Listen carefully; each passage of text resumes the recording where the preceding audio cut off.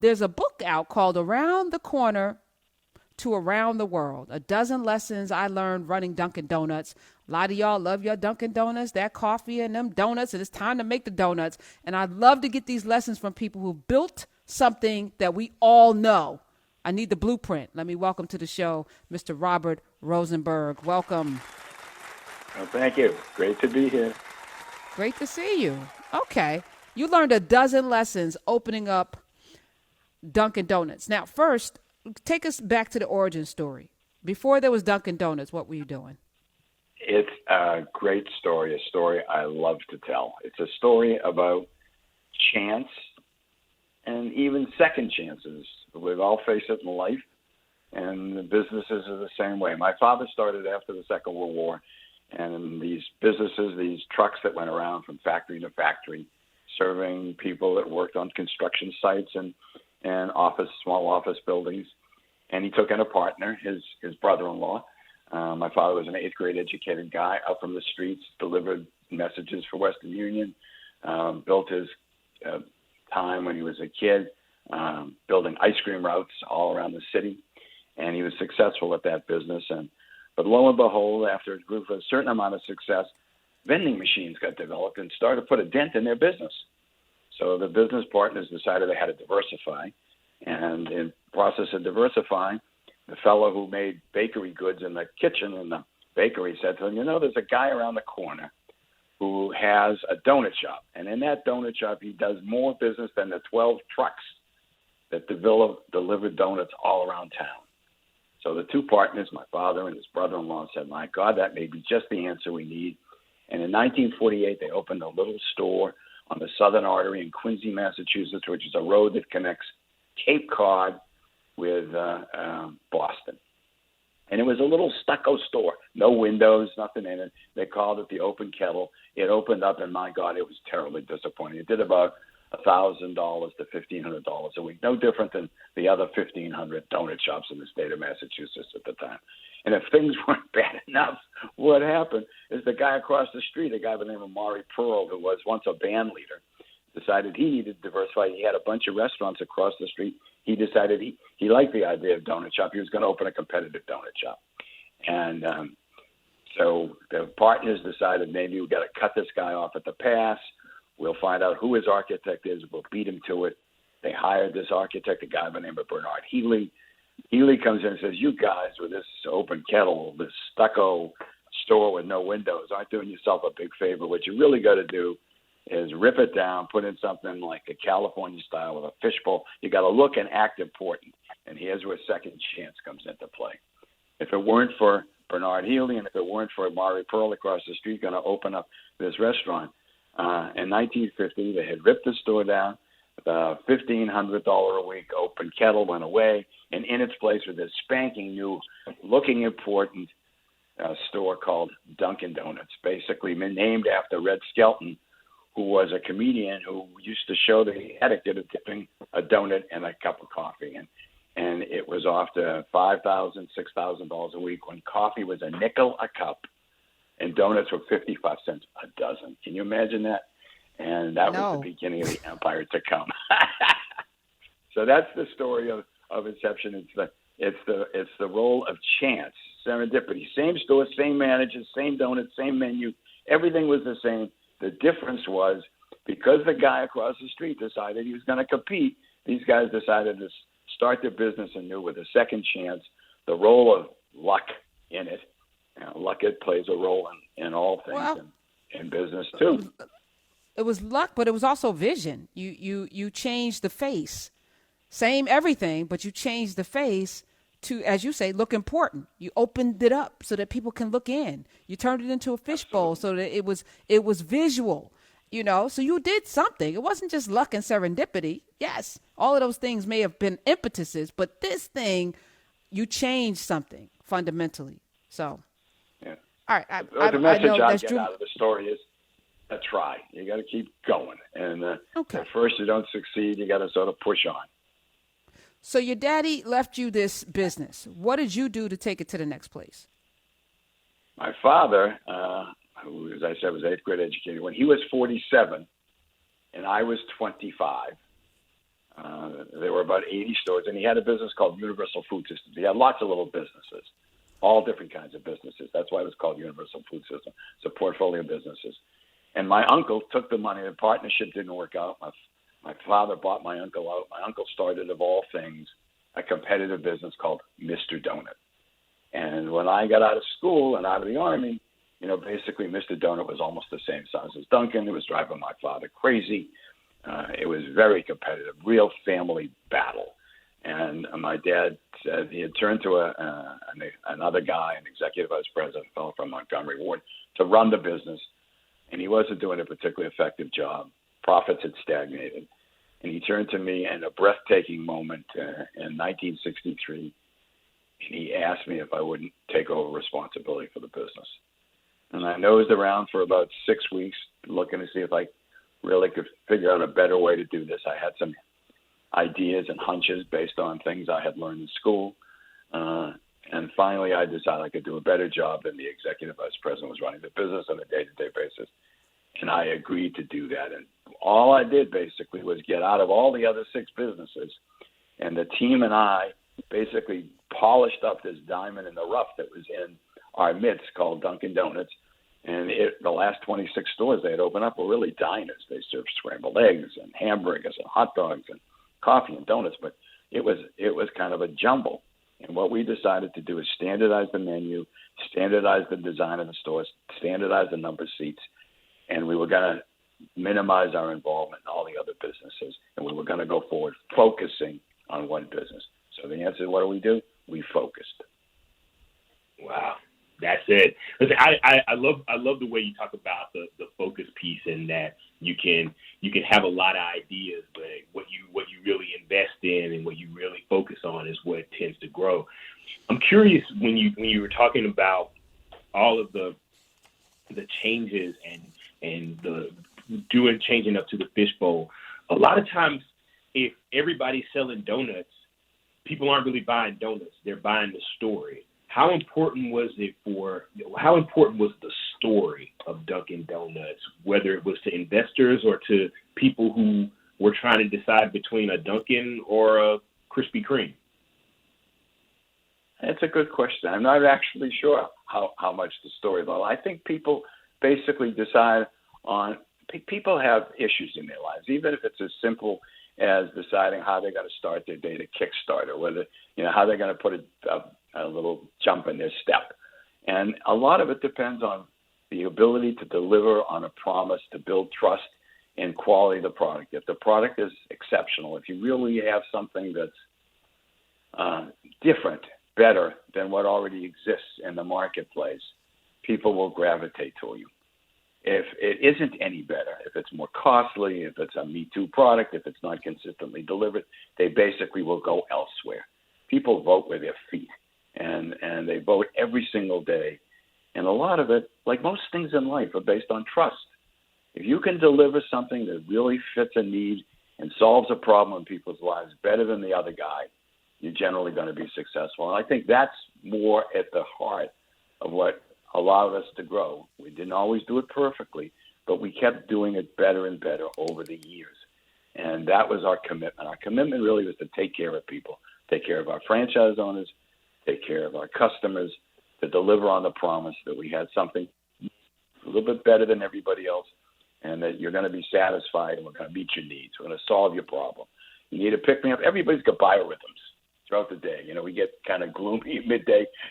we need a coffee break in the morning. We need a coffee break in the afternoon. There's a reason why there's tea time. There was tea time in England. It was basically because people's biorhythms required a little pick-me-up.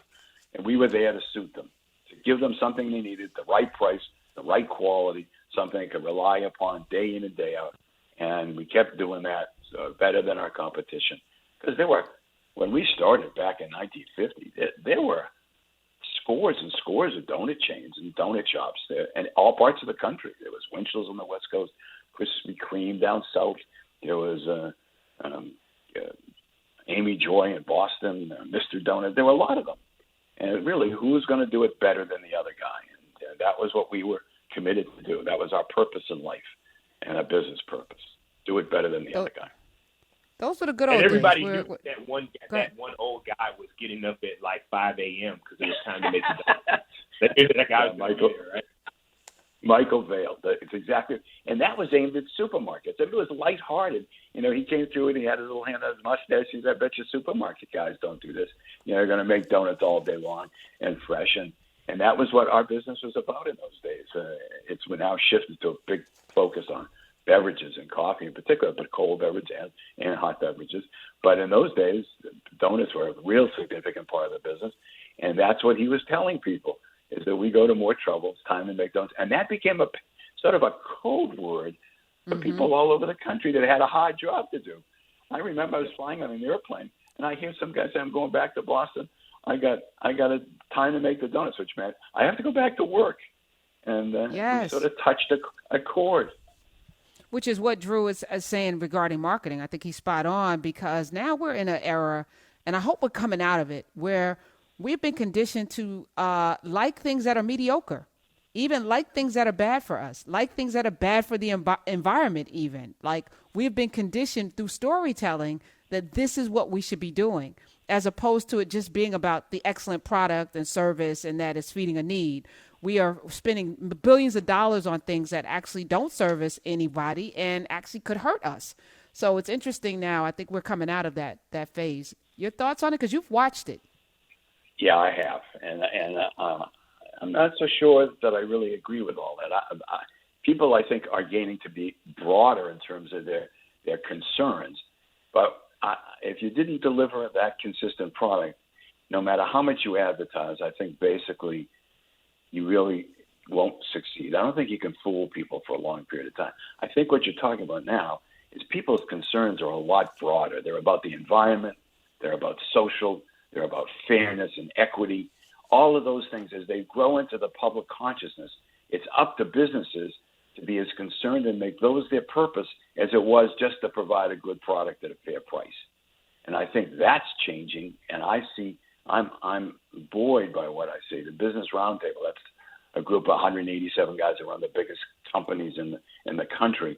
They have now made the commitment to do more for the environment, to do more to control social, to be better governance, to be fairer in their relationships with people socially, as a keystone, rather than just worrying about making money and taking care of the stockholder. I think that's a great step of progress. It will take time for businesses to get there, but I think that's driven by the public.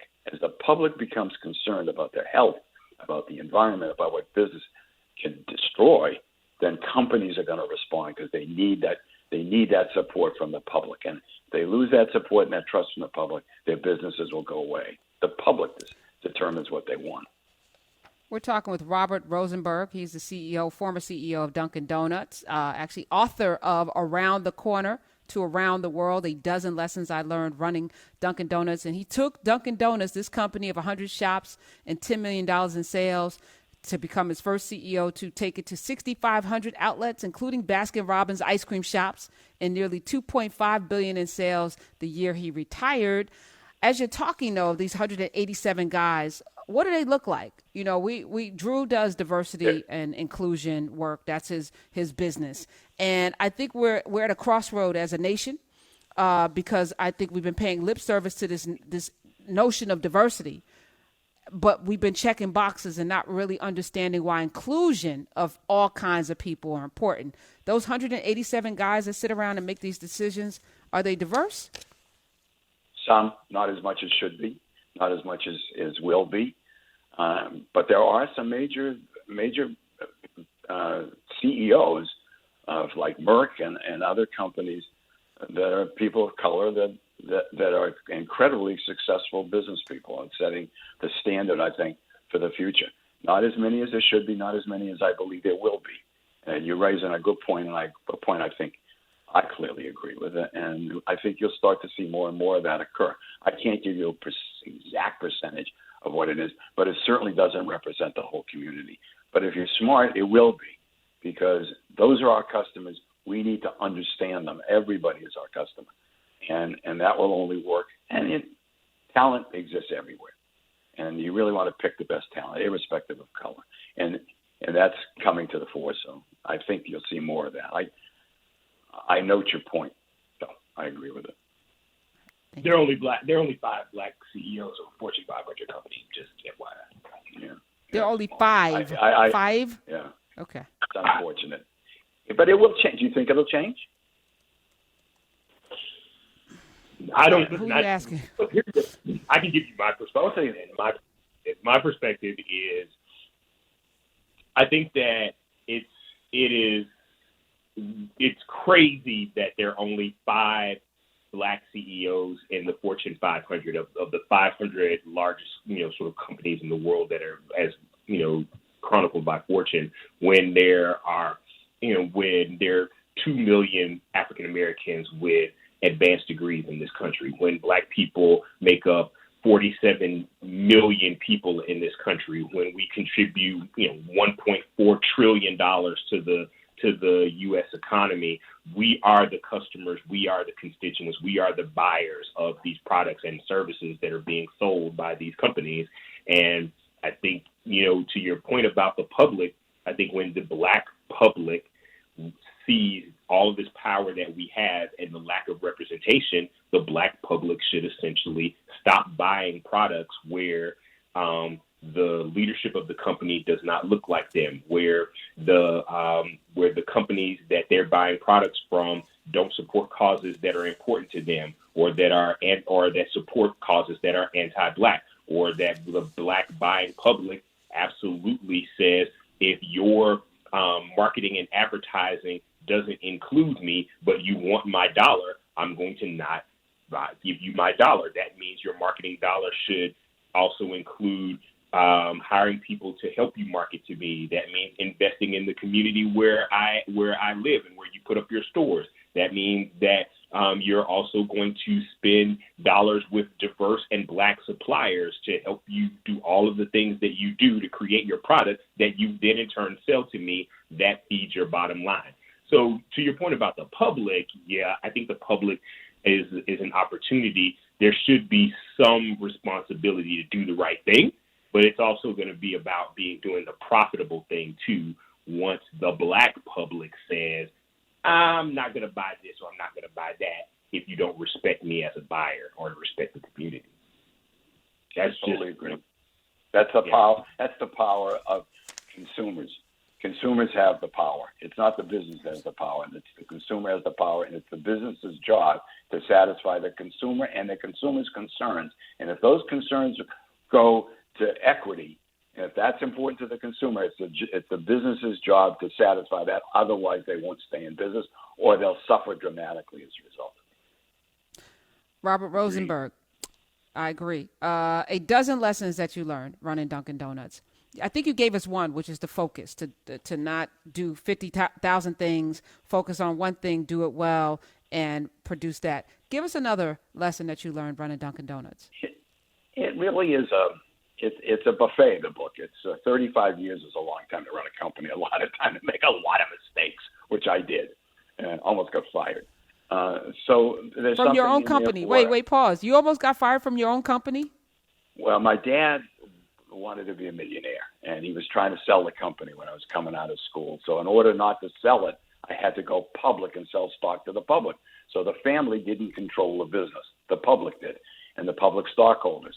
The first 5 years when I got there, because of what I had learned, and I was a 25-year-old kid, I wasn't fully baked, but I knew about strategy and organization, and that focus saved the day. And then what did I do in the next 5 years? I became incredibly arrogant, began to put my eye on the stockholder and the returns and the 50% growth we had, and I ran the business almost to a cliff. I got fired by the board of directors that represent the stockholders. Luckily, I had come to the conclusion of what I had done wrong, took responsibility for my arrogance. Unfortunately, you can't put an old head on a 25-year-old body. I wish I could. But it took me to 35 to get religion, to understand what my responsibilities were as a leader. And that's the big lesson, I guess, is if the leadership is bad, if it's wrong, if it suffers in character, there's almost nothing you can do to fix it until you replace the leader, whether it's a family, whether it's a community, whether it's a company. It all starts at the top. Well, yes, that's a country. It's a country. If it's wrong, if the character is wrong, If the objective and strategy is wrong, if someone's leading us in the wrong direction, you must replace the leader. That's what the board was doing with me. If I didn't get religion and understand my responsibilities and didn't get wise and grow up and lose my arrogance and become more humble, I've deserved to be gone, as does any leader who doesn't lead in the right direction. Everybody is following. When you drop, it's like a drop of stone in a pond. The shadows and the ripples that it creates in terms of conversation and all of our attention is all dependent upon the person at the top of the family, the community, the country, the business. And that's the way we have to vote when we vote. That's what we should keep in mind. It applies in a company, it applies in a country. Leadership is vitally important. I'm going to leave that on that note, because I think that you just said a whole sermon, sir. Past the collection plate. I think it was poignant, it was powerful, and it was correct and right. And if this is any indication of what's in the rest of this book, I'm looking forward to actually downloading it after we get off these airwaves and delving in. Let me thank you for your service, but also, part of the service is giving back, and making sure that these lessons don't go unearthed. So you're giving us a blueprint, which is why I was so happy to have you here. For all of the folk out there, whether it's running your life, running a company, or running a country or government, these lessons can resonate.